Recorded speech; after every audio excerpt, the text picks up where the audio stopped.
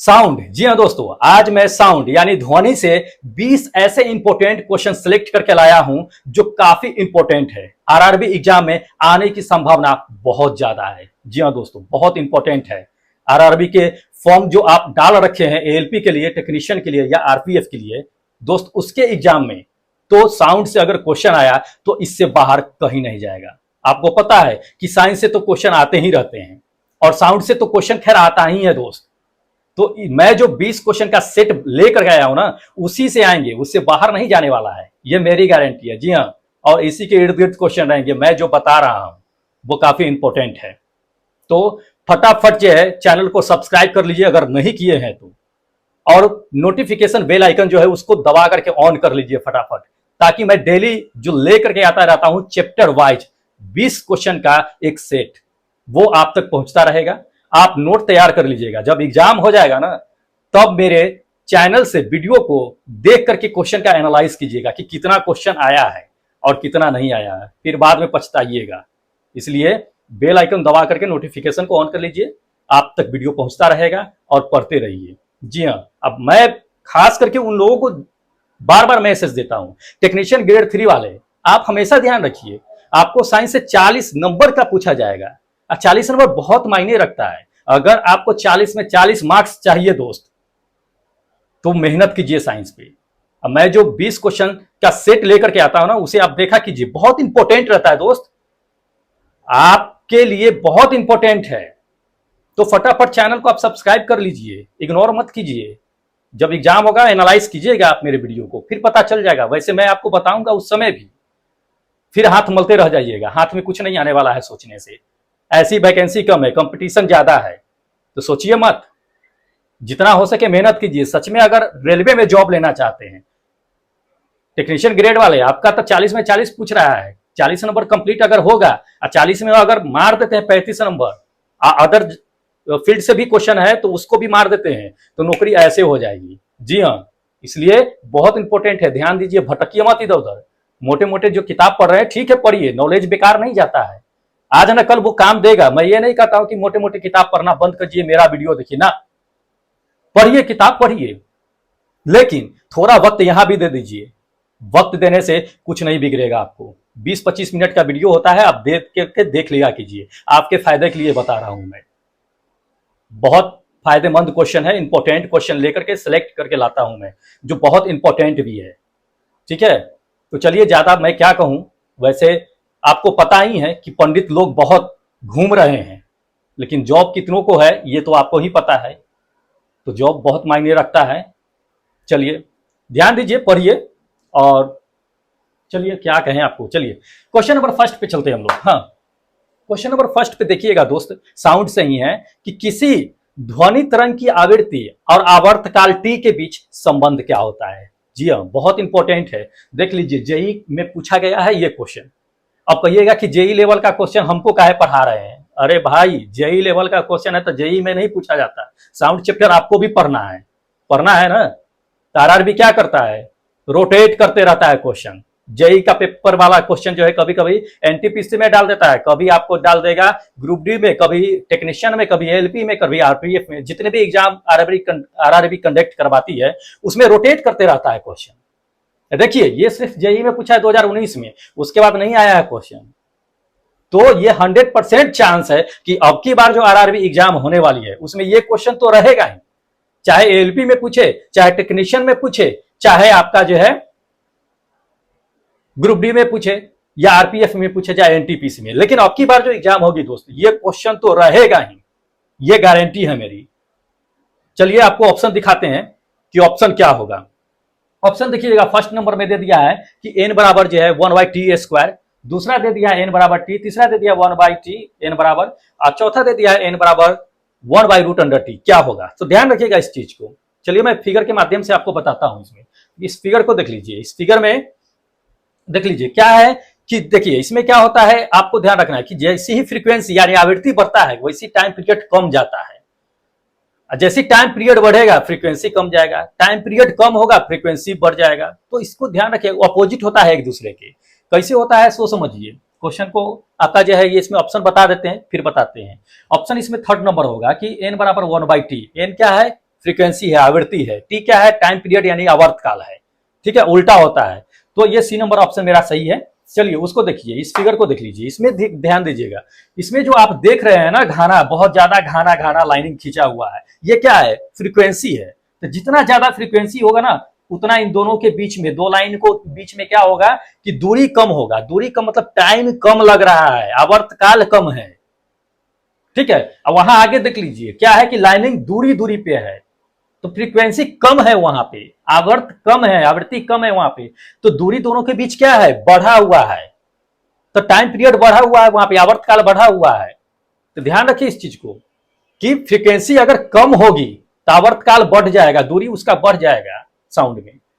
अब फ्रीक्वेंसी जैसे ही क्या होगी? बहुत ज्यादा होगी, तो टाइम पीरियड कम हो जाएगा दोस्त। ये है इसका लॉजिक, समझा कीजिए इसको। तो बहुत इंपॉर्टेंट है, स्क्रीनशॉट लेकर के नोट्स तैयार करते रहिएगा, बहुत इंपॉर्टेंट है। फिर दोबारा आपको मिलेगा न मिलेगा तैयारी करने के लिए क्या पता, इसलिए जो है इसको छोड़िए मत। चलिए अगला क्वेश्चन पे चलते हैं। अगला नंबर क्वेश्चन दे दिया है दोस्त कि ध्वनि तरंगे डैश में यात्रा नहीं कर सकती है। किसमें यात्रा नहीं कर सकती है? ये तो आप पढ़े होइएगा, आराम से ऐसे मार दीजिएगा, लेकिन चलिए समझना है ना हमको। ऑप्शन देख लीजिए, ऑप्शन दे दिया है वायु, दूसरा दे दिया है इसमें पानी, तीसरा निर्वात और चौथा स्टील दे दिया है। तो किसमें जो है ध्वनि यात्रा नहीं कर सकती है? तो दोस्त ये हमको पता है कि ध्वनि को यात्रा करने के लिए, संचरण करने के लिए किसी भी मीडियम की आवश्यकता होती है। बिना मीडियम का साउंड ट्रेवल नहीं करता है। मीडियम मतलब माध्यम होना चाहिए, बिना माध्यम का ध्वनि जो है यात्रा नहीं करता है, संचरण नहीं होता है। तो यह निर्वात जो ऑप्शन मेरा करेक्ट होगा कि निर्वात में ध्वनि तरंगे यात्रा नहीं करती है, क्योंकि निर्वात में कोई माध्यम नहीं होता है ध्वनि को आने जाने के लिए। बाकी आप जो ऑप्शन देख रहे हैं, वायु, पानी और स्टील, ये तीनों माध्यम है साउंड को ट्रेवल करने के लिए, ध्वनि को जाने के लिए। तीनों ऑप्शन है जो जिसमें साउंड ट्रेवल करेगा। लेकिन निर्वात एक ऐसा चीज है जो इसमें माध्यम होता ही नहीं है ध्वनि को ट्रेवल करने के लिए। अब आप देख लीजिए कहां कहां क्वेश्चन पूछा गया है। एनटीपीसी में पूछा है 2016 में, ग्रुप डी में पूछ दिया 18 में। भाई तो ग्रुप डी में नहीं पूछना चाहिए था क्वेश्चन, एनटीपीसी में पूछ दिया। तो रोटेट करता है, समझिए आरआरबी का लॉजिक, रोटेट करता है। अगर आप एनटीपीसी में भर रखे हैं, एनटीपीसी कहते हैं, अगर आप एलपी में भर रखे हैं फॉर्म, या आप टेक्नीशियन में भर रखे हैं, या आरपीएफ में, तो उससे जो क्वेश्चन पूछा गया है उसको मत पढ़िए आप। जो जेई में पूछा गया है या एनटीपीसी में पूछा गया है उस लेवल का क्वेश्चन पढ़िए, वो रोटेट करेगा। ये पूछा नहीं है उसके बाद टेक्नीशियन में, ये क्वेश्चन भी आने की संभावना बहुत ज्यादा बनती है दोस्त, तो पढ़िए इसको। चलिए आगे चलते हैं। इतना समझाने के बाद भी अगर आप नहीं समझिएगा तो हम क्या कहें, लॉजिकली समझिए इस चीज को। चलिए अगला क्वेश्चन पे चलते हैं। अगला क्वेश्चन दे दिया है कि निम्नलिखित में से कौन सा असत्य है? ध्वनि तरंगे डैश तरंगे है। ध्वनि तरंगे किस तरह का तरंग है ये बताना है मुझे। ठीक है दोस्त, तो देखिए ऑप्शन दे दिया, असत्य चुनना है हमको, सत्य नहीं चुनना है कि ध्वनि तरंगे डैश तरंगे है, असत्य।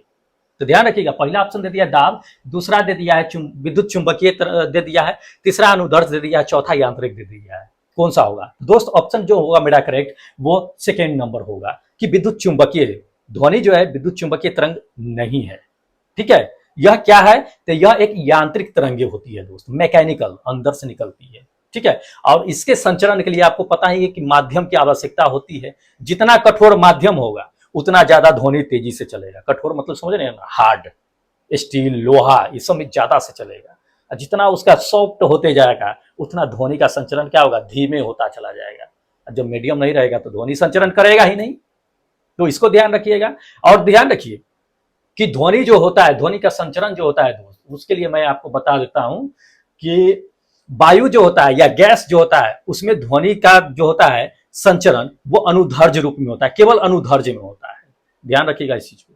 लेकिन उसी को हम अगर कह दे कि ठोस और द्रव में ध्वनि का जो है संचरण किस रूप में होता है, तो दोस्त उसमें अनुप्रस्थ अनुदैर्ध्य दोनों प्रकार में होता है, ये पूछता है। लेकिन सिर्फ गैस ही, वायु या गैस ही एक ऐसा माध्यम है जिसमें ध्वनि क्या होता है कि केवल और केवल अनुदैर्ध्य रूप में ट्रेवल करती है। ध्यान रखिएगा इस चीज को, बहुत इंपॉर्टेंट है। ठीक है, चलिए अगला नंबर क्वेश्चन पे चलते हैं। अगला नंबर क्वेश्चन दे दिया है दोस्त, इंपॉर्टेंट है कि ध्वनि तरंग का आयाम किस पर डिपेंड करता है, किस पर निर्भर करता है, ये बताना है आपको। ध्वनि तरंग का आयाम कहता है, एम्पलीट्यूड जो है सो देख लीजिए, ये जेई में पूछा गया है, बहुत संभावना है कि आपके एग्जाम में आ सकती है क्वेश्चन। ठीक है, जेई में 19 में पूछ दिया था। चलिए, इसमें ध्वनि तरंग का आयाम पूछ रहा है कि किस पे डिपेंड करती है। ठीक है, ऑप्शन देख लेते हैं। ऑप्शन दे दिया है कि वस्तु के ताप पर डिपेंड करती है, या वस्तु के सामग्री पर डिपेंड करती है, या वस्तु के गुणवत्ता पर डिपेंड करती है, या वस्तु के कंपन कराने के लिए प्रयुक्त बल पे डिपेंड करती है।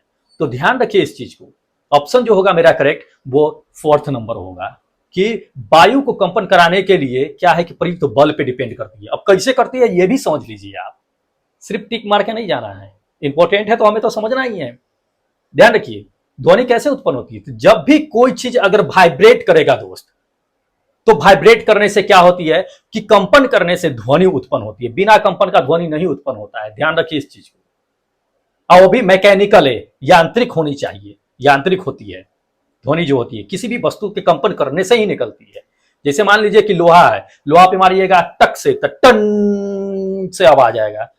आवाज आएगा तो वह कब तक आवाज आएगा दोस्त, जब तक वह कंपन करता हुआ रहेगा। जैसे ही हाथ से पकड़ लीजिएगा ना, उसका कंपन क्या होगा कि बंद हो जाएगा। जैसे कंपन बंद होगा वैसे ही क्या होगा कि साउंड रुक जाएगा, आवाज नहीं करेगा। फिर कभी ट्राई कीजिएगा आप, कभी ट्राई कीजिएगा। जैसे कि मान लीजिए कि हम ले लेते हैं, आपको बता देते हैं, जैसे ये है, ये रड है, ये मान लीजिए कि ये है, इसको हम मारेंगे तो ये तब तक आवाज करेगा जब तक क्या होगा, ठोस होना चाहिए, लेकिन ये पाइप है, ठोस नहीं है, तो तब तक आवाज करेगा दोस्त जब तक यह कंपन करता रहेगा। जब इसको पकड़ लेंगे ना, कंपन बंद होगा, साउंड बंद हो जाएगा।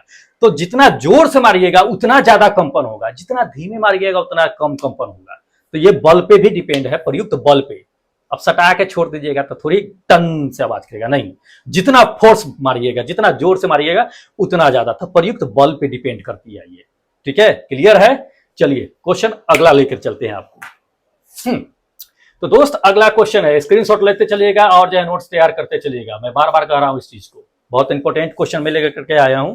अगला क्वेश्चन है, देख लीजिएगा कि किस भौतिक वैज्ञानिक के सम्मान में ध्वनि की आवृत्ति का एसआई जो है मात्रक का नाम दिया गया था। जी हाँ, किस वैज्ञानिक के सम्मान में। तो ध्यान रखिएगा, क्वेश्चन पूछा हुआ है, एनटीपीसी में पूछा हुआ है, देख लीजिए। तो किस वैज्ञानिक के सम्मान में एसआई यूनिट दिया गया था। चलिए ऑप्शन देख लीजिए, फिर आपको इसके पीछे की जो हिस्ट्री है उसको हम थोड़ा सा क्लियर कर देंगे। चलिए पहला नंबर ऑप्शन देख लीजिए, पहला दे दिया है आपको कि वर्नल कार्ल हाइजेनबर्ग, दूसरा दे दिया है कि हेनरिक रुडोल्फ हर्ट्ज, तीसरा दे दिया है रोडोल्फ आइंस्टीन, अल्बर्ट आइंस्टीन, हाँ अल्बर्ट आइंस्टीन, जेसी मैक्सवेल चौथा है। तो दोस्त किसके नाम पे ध्वनि का ऐसा यूनिट जो है दिया गया था। तो ऑप्शन मैं आपको बताता हूं, फिर इसके पीछे का जो हिडन फैक्ट्स है कि क्यों दिया गया था वो मैं चर्चा करता हूं। ध्यान रखिएगा, ऑप्शन जो होगा ये बी नंबर मेरा करेक्ट होगा कि हेनरी रोडोल्फ हर्ट्ज के नाम, उनके सम्मान में ही ध्वनि का जो है ऐसा मात्रक दिया गया था। अब कैसे दिया गया था ये भी समझ लीजिए। तो चलिए हम इनका फोटो जरा बता देते हैं आपको। तो ये साहब है मेरे, कौन, रोडोल्फ जो है हर्ज है, हेनरिक रोडोल्फ हर्ज। इनका जन्म जो हुआ था दोस्त, इनका जन्म हुआ था 1857 में, डेथ कब कर गए थे, 1894 में इनकी डेथ हो गई थी। यह एक क्या थे कि जर्मनी के प्रसिद्ध भौतिक वैज्ञानिक थे। ठीक है, इन्होंने क्या किया था कि 2 साल रिसर्च किया था विद्युत चुंबकीय तरंगों पर। कब से कब तक किया था, 1886 से लेकर के 1888 तक इन्होंने रिसर्च किया था। और रिसर्च करने के साथ ही क्या किया था कि इन्होंने कि रेडियो, टेलीविजन और रडार के विकास का रास्ता खोल दिया था इन्होंने। ठीक है, बहुत बड़ी उपलब्धि थी। इनके मरने के बाद क्या हुआ सो जानिए। इनके मरने के बाद इलेक्ट्रोमैग्नेटिक के क्षेत्र में मानिए कि एक तरह का क्रांति ही आ गया था। जितने भी रिसर्च ऑर्गेनाइजेशन थे उनमें इनका बहुत बड़ा योगदान होता है। ठीक है, तो उन्होंने क्या किया कि इंटरनेशनल इलेक्ट्रोटेक्निकल जो है कमीशन जो था, तो इनके मरने के बाद 1930 में इनके सम्मान में क्या किया गया था कि आवृत्ति को ऐसा यूनिट का जो है नाम दे दिया गया था और उसको हर्ज का नाम इन्हीं के नाम पर दिया गया था। ध्यान रखिएगा, हेनरिक रोडोल्फ साहब जो थे हर्ज, इन्हीं के सम्मान में 1930 में ऐसा इकाई दिया गया था हर्ज। आवृत्ति का ऐसा मात्रक क्या होता है, हर्ज। तो इन्हीं के सम्मान में दिया गया था। इंपॉर्टेंट है, ध्यान रखिएगा, भूलिएगा मत, पूछ सकता है। चलिए अगले नंबर क्वेश्चन पे चलते हैं दोस्त। अगला नंबर क्वेश्चन दे दिया है कि निम्नलिखित में से कौन सा माध्यम घनत्व के किसी ध्वनि तरंग के एक संपूर्ण दोलन के बनने वाला है, बनने वाला समय होता है। तो ध्यान रखिएगा इस चीज को, बहुत इंपॉर्टेंट क्वेश्चन है, जेईई में पूछा गया है, आप लोगों को पूछ सकता है। तो कौन सा माध्यम जो है घनत्व के किसी ध्वनि तरंग के एक संपूर्ण दोलन कराने में समय लगता है, ठीक है। तो ध्यान रखिए, ऑप्शन दे दिया है, फिर हम आपको समझा देते हैं। ऑप्शन जो दे दिया है, आवर्तकाल दे दिया है, दूसरा तरंग दैर्ध्य दे दिया है, तीसरा आवृत्ति दे दिया है, चौथा आयाम दे दिया है। तो दोस्त क्या होगा, तो ध्यान रखिए, किसी भी क्या होता है कि दोलन में, पेंडुलम में क्या होता है कि एक जब पेंडुलम करता है तो उसको क्या कहते हैं, आवर्तकाल कहते हैं। तो ये फर्स्ट मेरा ऑप्शन क्या होगा, आवर्तकाल होगा, ठीक है। समझिए, अब इसको हम थोड़ा समझा देते हैं क्लियर में। चलिए इसको हटाइए। तो देखिए ये पेंडुलम है, पेंडुलम है। अब ये है कि यहां से एक बार देखिए, ये यहां से क्या है कि ये यहां आया हुआ है ना, तो ये क्या कर गया, एक बार इधर आएगा, तो इस पॉइंट पे आएगा, इस पॉइंट से लेकर के जब इसको छोड़ेंगे तो इस पॉइंट तक आएगा, फिर यहां से यहां तक आएगा, तो एक दोलन कहलाएगा। समझ लीजिए इस चीज को, एक दोलन तब कहलाएगा जब मान लीजिए कि जीरो ओ पॉइंट है सेंटर वाला, ए है बी है, तो ओ से ए तक जाएगा, फिर ए से कहां तक जाएगा, बी तक है, बी से फिर ओ तक आएगा, तब जो है एक दोलन कहलाएगा। और यही एक दोलन जो है क्या होता है कि इसको इतना आने में जो समय लगेगा दोस्त, उसी को आवर्तकाल कहते हैं, एक आवर्तकाल। आवर्तकाल को हमेशा टी से इंडिकेट करते हैं, तो ध्यान रखिएगा इस चीज को, बहुत इंपॉर्टेंट है। चलिए अगले क्वेश्चन पे चलते हैं। अगला क्वेश्चन पे चलते हैं दोस्त। स्क्रीनशॉट लेते चलिएगा आप, और स्क्रीनशॉट लेकर के क्या कीजिए कि नोट्स बनाते चलिएगा, इंपॉर्टेंट है। फिर दोबारा आपको वीडियो देखने के लिए मतलब कि समय न मिले, चलो कोई नहीं, नोट्स तैयार कीजिएगा। देखिए अगला क्वेश्चन, अगला क्वेश्चन दे दिया है कि ध्वनि डैश में संचरण कर सकती है, किसमें संचरण कर सकती है। ऑप्शन देखते हैं। ऑप्शन दे दिया है सभी में, दूसरा दे दिया है केवल गैस में, तीसरा दे दिया है केवल द्रव पदार्थ में, और चौथा दे दिया केवल ठोस पदार्थ में। तो ध्यान रखिएगा, ध्वनि को संचरण करने के लिए माध्यम की आवश्यकता होती है। और ऑप्शन में देख लीजिए, जितना जो नीचे दे दिया सभी तो माध्यम है, गैस भी एक तो माध्यम है, पदार्थ जो आपका द्रव दे दिया वो भी माध्यम है, ठोस पदार्थ भी माध्यम है। तो मेरा ऑप्शन क्या होगा कि इसे सभी होगा, तो ये फर्स्ट मेरा ऑप्शन क्या होगा कि सब होगा, ठीक है। तो ये तीनों में सबसे ज्यादा किसमें ध्वनि में मतलब कि संचरण करेगा, किसमें सबसे ज्यादा करेगा, तो ठोस पदार्थ में करेगा। सबसे कम किसमें करेगा, गैस में करेगा, उसके बाद द्रव में, उसके बाद जो सबसे ज्यादा होता है ठोस में। ठोस जितना कठोर होगा उतना ज्यादा जो है ट्रेवल करेगा, ध्यान रखिएगा इस चीज को, इंपॉर्टेंट है। चलिए अगला क्वेश्चन पे चलते हैं। हाँ, अगला क्वेश्चन दोस्त इंपॉर्टेंट है, तो ध्यान रखिएगा। दे दिया है कि ध्वनि के संचरण के लिए आवश्यक माध्यम डैश के अवस्था में होना चाहिए, किस अवस्था में होना चाहिए, वही क्वेश्चन दे दिया है आपको। तो हम बता ही दिए कि माध्यम की आवश्यकता होती है। ठोस के तीन अवस्था तो होती है, आपको पता है, ठोस, द्रव और गैस। पदार्थ की तीन अवस्था होती है, ये तीनों में संचरण करती है। तो देख लीजिए ऑप्शन दे दिया है ठोस, द्रव, गैस और इनमें सभी। तो दोस्त इनमें सभी होगा, ठीक है। इसमें क्या समझना ही है, जेईई में पूछ दिया है क्वेश्चन, समझ लीजिए इस चीज को, आप लोगों को भी पूछ सकता है।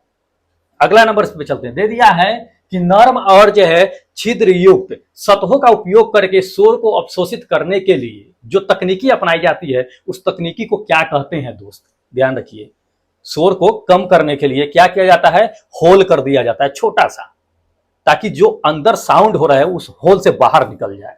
अब बाहर वाला साउंड अंदर ना आए, क्योंकि उस छोटा सा होल होता है, बाहर से नहीं आएगा, क्योंकि दीवारें जो होती है वो रोक लेती है, लेकिन छोटा सा होल अगर छोड़ दीजिएगा ना तो वो बाहर निकलेगा। जैसे मान लीजिए कि क्या कि एक पानी का बोतल ले लीजिए, पानी के बोतल में अगर हल्का सा छेद कर दीजिएगा, पानी में डुबाइएगा, तो छेद से पानी क्या होगा कि अंदर उतना नहीं जाएगा, जितना तेजी से पानी बाहर निकलेगा।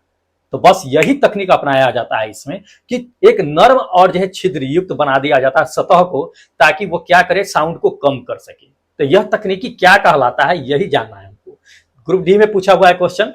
चलिए ऑप्शन देख लेते हैं। पहला ऑप्शन दे दिया है कि ध्वनि सुरक्षा कहलाती है, दूसरा दे दिया है आवर्तन कहलाती है, तीसरा श्रव्य सुरक्षा कहलाती है, चौथा अवशोषण कहलाती है। दोस्त क्या कहलाती है, तो ये जो है ध्वनि सुरक्षा कहलाती है, साउंड को सुरक्षा करती है, ये बाहर निकालती रहती है। तो इंपॉर्टेंट है क्वेश्चन, ऐसे ही पूछता है घुमा घुमा करके, कभी इसमें कभी उसमें। चलिए अगला नंबर क्वेश्चन पे चलते हैं दोस्त। अगला नंबर क्वेश्चन दे दिया है कि निम्नलिखित की भिन्नता के कारण, निम्नलिखित के भिन्नता के कारण संपीड़न और विरलन उत्पन्न होती है। किसके कारण? तो अब ध्यान रखिए, अगर कल का वीडियो आप देखे होइएगा तो उसमें आपको पता चल जाएगा उसमें हमने क्या किया है कि उसमें मैंने बताया था। तो वो चैप्टर आप जाकर के देख लीजिएगा, लिंक तो डिस्क्रिप्शन में डाला हुआ है, पता चल जाएगा कौन सा वीडियो है।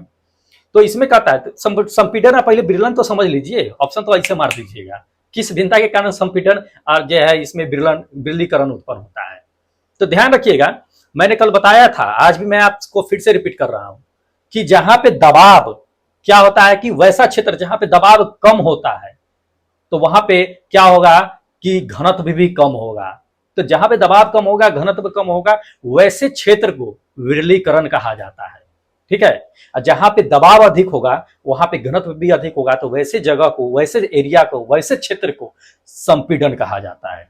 तो ये दबाव पे डिपेंड करता है। ठीक है, तो ऑप्शन देख लीजिए, पहला ऑप्शन तो आपको दे दिया है कि किरण का अपवर्तन, दूसरा तापमान में अंतर, तीसरा हवा का दबाव और चौथा दे दिया है चुंबकीय अंतर। तो क्या होगा आप ही समझ लीजिए, हवा के दबाव होगा। ठीक है, तो ये थर्ड नंबर ऑप्शन मेरा करेक्ट होगा।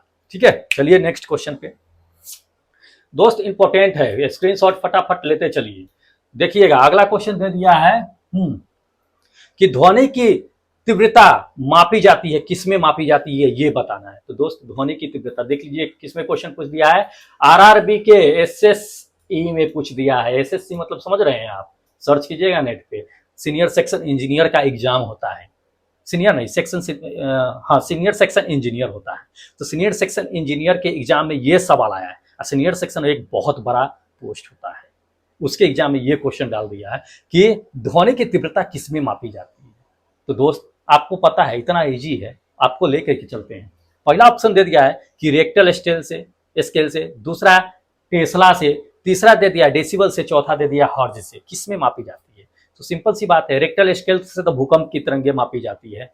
टेस्ला तो आपको पता ही है कि मैग्नेटिक फील्ड में जो ये होता है इसका। और डेसिबल देख लीजिए, डेसिबल जो है ये सही मेरा करेक्ट ऑप्शन होगा, डेसिबल। ठीक है, तो ध्वनि की तीव्रता किसमें मापी जाती है? डेसिबल में मापी जाती है। तो ये मेरा करेक्ट ऑप्शन होगा थर्ड नंबर। ठीक है, चलिए अगला क्वेश्चन पे चलते हैं। दोस्त अगला क्वेश्चन दे दिया है इसमें कि ध्वनि निम्न में से क्या एक है, मतलब ध्वनि निम्न में एक क्या एक है, कौन सा एक है। तो एएलपी टेक्नीशियन में पूछा गया है ये क्वेश्चन, टेक्नीशियन में आपको डाल सकता है या आरपीएफ वाले लोगों के लिए डाल सकता है क्वेश्चन। देखिए पहला दे दिया ऑप्शन की ज्वारीय तरंग है, दूसरा यांत्रिक तरंग है, तीसरा दे दिया है आपको कि सतहीय तरंग है, चौथा विद्युत चुंबकीय तरंग है। कौन सा है? तो मैंने आपको पहले ही बता दिया है कि ध्वनि क्या है कि एक जो मैकेनिकल वेव है, यांत्रिक तरंगे है। तो ये मेरा ऑप्शन क्या होगा? बी नंबर ऑप्शन मेरा करेक्ट होगा कि यांत्रिक तरंगे होगी। ठीक है, और ये क्या करता है कि अनुधर्ज तरंगे होती है, अनुधर्ज यांत्रिक।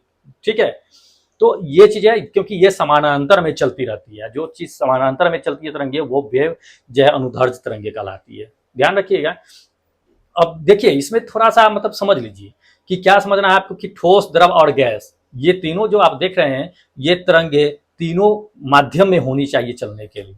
ठीक है, तो ध्वनि को समझ ही रहे हैं। चलिए अगले क्वेश्चन पे आपको लेकर के चलते हैं दोस्त। इसको हटाइए, चलिए अगले क्वेश्चन पे चलते हैं। अगला क्वेश्चन दे दिया है कि जब ध्वनि हवा के माध्यम से गुजरती है, ध्यान रखिएगा, हवा या गैस कह देगा कि जब ध्वनि हवा के माध्यम से गुजरती है तो हवा के कण डैश हो जाते हैं। क्या हो जाते हैं? ऑप्शन देखते हैं फिर आपको हम समझाते हैं। ऑप्शन देख लीजिए, पहला दे दिया है कि तरंग प्रसार की दिशा में क्या होती है कि कंपने करती है, यानी ध्वनि का जो संचरण होता है उसकी दिशा में क्या होता है? हवा वाइब्रेट करता है। दूसरा दे दिया है कि कंपन नहीं करते हैं। तीसरा दे दिया है कि कंपन करते हैं लेकिन क्या है, किसी निश्चित दिशा में नहीं करते हैं। चौथा दे दिया है कि तरंग का प्रसार की दिशा में क्या होता है कि लंबवत कंपन करते हैं। क्या होता है? तो ध्यान रखिएगा दोस्त, ऑप्शन आपको सही बताते हैं फिर आपको लेके चलते हैं। ऑप्शन मेरा क्या होगा कि फर्स्ट नंबर ऑप्शन सही होगा कि तरंग प्रसार की दिशा में क्या होता है कि कंपन करता है। ठीक है, देखिए मैंने आपको पहले ही समझाया है कि साउंड क्या होता है कि कंपन करने से ही निकलता है, जितना ज्यादा कंपन करेगा उतना होगा। लेकिन ध्वनि अगर हवा में जा रही है तो हवा के कण क्या होगा? वाइब्रेट करेगा। क्या होगा? वाइब्रेट। किधर वाइब्रेट करेगा? तो जिधर साउंड जा रही है उधर ही वाइब्रेट करता हुआ जाएगा। ध्यान रखिएगा इस चीज को। जैसे मान लीजिए कि लाउड स्पीकर बजता है, लाउड स्पीकर बाराती उराती में जाते हैं ना, तो लाउड स्पीकर बजता है ना, तो ऐसा कैसा लगता होगा कि धक धक मार रहा है, ऐसा लग रहा है ना। क्यों मारता है? क्योंकि वहां से क्या होता है कि उसका प्रसारण हो रहा है, तरंग का कंपन आ रहा है, इसलिए धक धक लगता है। कभी कभी तो ऐसा लगेगा कि हवा का झोंका मार रहा है, कंपन इतना ज्यादा तेज होता है दोस्त। वो हानिकारक भी होता है, इतना ज्यादा नहीं जाना चाहिए साउंड का, ठीक है, तीव्रता जो होती है सो। तो वो तरंग करती है, कंपन करती है, किधर करती है? तो जिधर साउंड जाएगी उधर ही क्या करेगी कि कंपन करेगी। याद रखिएगा, इंपॉर्टेंट है। चलिए अगला क्वेश्चन में लेकर के चलते हैं दोस्त। अगला क्वेश्चन दे दिया है कि ध्वनि पैदा करती है डैश का एक रूप है जो सुनने की अनुभूति देती है। ठीक है, ध्वनि पैदा करती है, लेकिन क्या है जो सुनने की अनुभूति देती है। तो किस तरह की पैदा करती है ध्वनि, ये समझना है हमें। चलिए ऑप्शन दे दिया है। ऑप्शन नंबर फर्स्ट में दे दिया है कि विद्युत चुंबकीय तरंग, दूसरा दे दिया है कि अनुगूंज दे दिया है, ठीक है, तीसरा यांत्रिक दे दिया है, चौथा आपको दे दिया है कि कंपन ऊर्जा। किस तरह का है तो ध्यान रखिए, मैंने आपको पहले ही बता दिया है कि ध्वनि क्या है कि यांत्रिक ऊर्जा है। हम कितना बार इसको बताएं। चलिए थर्ड नंबर मेरा ऑप्शन क्या है, करेक्ट है। अगले क्वेश्चन पे चलिए दोस्त। अगला क्वेश्चन भी आपके लिए इंपॉर्टेंट है, ध्यान रखिएगा कि हवा में ध्वनि तरंगे होती है। क्या होती है हवा में ध्वनि तरंगे, किस तरह की तरंगे होती है, ये बताना है। ध्यान रखिएगा, ऑप्शन दे दिया है आपको कि प्रवर्धित होती है, दूसरा अनुधर्ज होती है, तीसरा दे दिया है अनुप्रस्थ होती है, चौथा लंब होती है। तो हवा में जो ध्वनि होती है दोस्त वो अनुधर्ज होती है, ध्यान रखिए इस चीज को।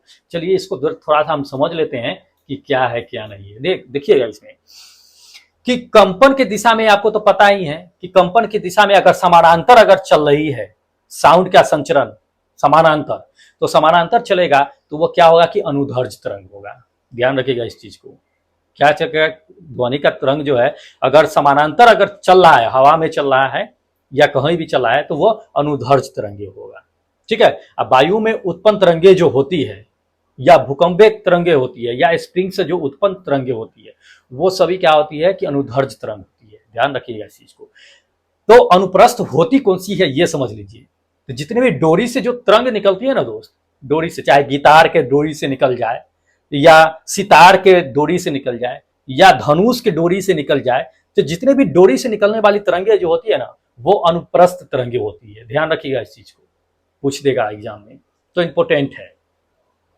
अगला नंबर क्वेश्चन पे चलते हैं। अगला नंबर क्वेश्चन दे दिया है दोस्त कि ध्वनि संचरण में समय, ध्वनि संचरण के समय मध्यम के कणों को उच्च घनत्व क्षेत्र को क्या कहते हैं। तो आपको हम पहले ही बता दिए, ये क्वेश्चन तो पूछ दिया, बता दिए थे कि जो हाई डेंसिटी होती है तो कहाँ हाई डेंसिटी होगी, तो जहां दबाव अधिक होगा, दबाव जहां अधिक होगा वहां पे क्या होगा कि उच्च घनत्व होगा। जब उच्च घनत्व होगा तो उस चीज को हम संघनन कहते हैं, संपीड़न कहते हैं। ध्यान रखिएगा, संपीड़न कहते हैं। विरलन कब कहते हैं, तो जहां दबाव क्षेत्र कम होता है वहां घनत्व क्षेत्र भी कम होगा, स्वाभाविक है, तो उसको हम विरलन कहेंगे। तो ऑप्शन देख लीजिए, ऑप्शन जो है ये फोर्थ नंबर मेरा संपीड़न होगा, क्योंकि क्या कर रहा है, उच्च घनत्व कर रहा था, उच्च दाब भी होगा वहां पे, इसलिए संपीड़न होगा। कम वाले दाब और कम वाले घनत्व वाले क्षेत्र को हम विरलन कहते हैं। याद रखिएगा, पूछता है क्वेश्चन, बहुत इंपॉर्टेंट है। चलिए अगला नंबर क्वेश्चन पे देखिएगा कि निम्नलिखित में से दे दिया है कौन सा निर्वात में यात्रा नहीं करता है। ये तो बच्चों वाली सवाल दे दिया है भाई, बच्चों वाली सवाल कि निर्वात में कौन यात्रा नहीं करता है। तो आपको पता ही है कि कौन यात्रा नहीं करता है। ऑप्शन दिखा देते हैं। पहला ऑप्शन उष्मा दे दिया है, दूसरा ध्वनि दे दिया है, तीसरा प्रकाश दे दिया है और चौथा दे दिया है यूवी किरण, मतलब अल्ट्रावायलेट रे। दोस्त तो यह क्या है कि सभी निर्वात में यात्रा करते हैं, चाहे उष्मा करे, चाहे प्रकाश करे, चाहे अल्ट्रावायलेट रे करे, सब करते हैं, लेकिन ध्वनि नहीं करता है। ध्वनि को माध्यम की जरूरत होती है दोस्त, तो ध्वनि मेरा करेक्ट आंसर होगा। ठीक है, चलिए अगले क्वेश्चन पे। अगला क्वेश्चन दे दिया है दोस्त कि सितार के तार में उत्पन्न होने वाली कंपन किस प्रकार का है, नाम बताना है दोस्त। तो मैंने आपको इससे पहले ही चर्चा कर दिया है कि किस तरह का है सितार से। तो किसी भी डोरी से निकलता है अगर तरंगे, कंपन है, तो साउंड किस तरह का साउंड होगा। कोई भी डोरी से निकले, चाहे सितार से निकले, गिटार से निकले, धनुष के डोरी से निकले, या आप हाथ में रखे हुए हैं डोरी उससे निकले, किसी भी डोरी से अगर निकल रहा है ना दोस्त, तो वो होता है अनुप्रस्थ अग्रामी तरंगे होती है, या स्थिर अनुप्रस्थ तरंगे कह सकते हैं आप। लेकिन डोरी को छोड़ करके इसके अलावा अगर साउंड कहीं अगर ट्रेवल कर रही है, निकल रही है, तो वो मैकेनिकल यांत्रिक अनुधर्ज तरंगे होती है। ध्यान रखिएगा इस चीज को, भूलिएगा मत, बहुत सारा पढ़ते हैं, थोड़ा सा कॉमन सेंस लगा करके, थोड़ा सा लॉजिक लगा करके याद रखिए इस चीज को। जितने भी डोरी निकलेगा, डोरी तो समझ ही रहे हैं। चलिए, तो ये मेरा क्या होगा कि फोर्थ नंबर ऑप्शन मेरा करेक्ट होगा कि स्थिर अनुप्रस्थ तरंग होगी। चलिए, अगला नंबर क्वेश्चन दे दिया है। जी हाँ, अगला नंबर क्वेश्चन दे दिया है कि धड़कन का परिणाम है क्या है। धड़कन जो आप धक धक धक धक सीना पे करता है, तो उसका परिणाम क्या होता है। धक धक करता है, उसका परिणाम क्या होता है, चलिए आपको बताते हैं। पहला दे दिया है कि विवर्तन होता है, दूसरा रचनात्मक हस्तक्षेप होता है, तीसरा विनाशकारी हस्तक्षेप होता है, चौथा दे दिया है कि लगभग समान आवृत्तियों की दो तरंगों की जो है सुपर पोजिशन होता है। तो दोस्त, धड़कन जो होता है लगभग समान फ्रीक्वेंसी होती है, उसकी फ्रीक्वेंसी, दिल की धड़कन जो होती है एक बार में कितनी बार धड़कती है ये तो आपको पता है, 72 बार। तो समान फ्रीक्वेंसी से निकलती है, ये समान आवृत्ति से निकलती है लगभग, ठीक है। तो ये उसकी सुपर पोजिशन होती है। तो ये फोर्थ नंबर मेरा क्या है, ऑप्शन की करेक्ट होगा। अगले क्वेश्चन पे चलते हैं दोस्त। अगला क्वेश्चन और इंपॉर्टेंट क्वेश्चन, सबका स्क्रीनशॉट लेकर के आप नोट्स तैयार करके रखिएगा, जब एग्जाम होगा मेरे से मिलाइएगा, फिर पता चलेगा। चलिए, अगला क्वेश्चन दे दिया है कि सोनोमीटर तार में किस प्रकार की तरंगें उत्पन्न होती है। फिर तार दे दिया है यार, फिर तार दे दिया है, तो तार से जो निकलती है वो किस तरह की होती है। हम आपको क्या बताएं, ऑप्शन देख लीजिए। ऑप्शन दिया हुआ है कि अनुप्रस्थ और स्थिर तरंगे होती है, अनुप्रस्थ और गतिशील तरंगे होती है, अनुधर्ज और प्रगतिशील होती है, या अनुधर्ज और स्थिर होती है। क्या होती है, तार से निकल रही है तो अनुप्रस्थ और स्थिर ही होगी। चलिए, ये फर्स्ट नंबर मेरा ऑप्शन करेक्ट है, ठीक है। तो दोस्तों, ये रहा आपका 20 इंपॉर्टेंट और सिलेक्टिव क्वेश्चन। किससे है, तो नेचर ऑफ साउंड वेव से। इसके बाद साउंड का और भी मुझे पढ़ना है, अभी खत्म नहीं हुआ है साउंड। ये सिर्फ साउंड का पहला पार्ट 1 है, ये साउंड का पार्ट 1 है, वो भी नेचर ऑफ साउंड वेव्स का। इसके बाद जो है अभी और लाएंगे, उसका 20 सिलेक्टेड सेट लेकर के आएंगे आपके लिए, जो आरआरबी एग्जाम के लिए दोस्त बहुत इंपॉर्टेंट होगा। स्क्रीनशॉट करके नोट्स बनाते चलिएगा जरूर, मैं कहूंगा आरआरबी एग्जाम में बहुत इंपॉर्टेंट रखेगा ये क्वेश्चन है, रोटेट करता है क्वेश्चन है, तो ध्यान रखें इस चीज को। चलिए, अगर चैनल अभी तक आप सब्सक्राइब नहीं किए हैं तो फटाफट कर लीजिए चैनल को सब्सक्राइब और बेल आइकन को ऑन कर लीजिए, ताकि नोटिफिकेशन आप तक पहुंचे और फटाफट आप देख करके जो है नोट्स तैयार करके तैयार रहें एग्जाम के लिए, हमेशा प्रिपेयर्ड रहिए, ठीक है। चलिए, फिर मिलते हैं एक नए वीडियो के साथ, तब तक जय हिंद दोस्तों।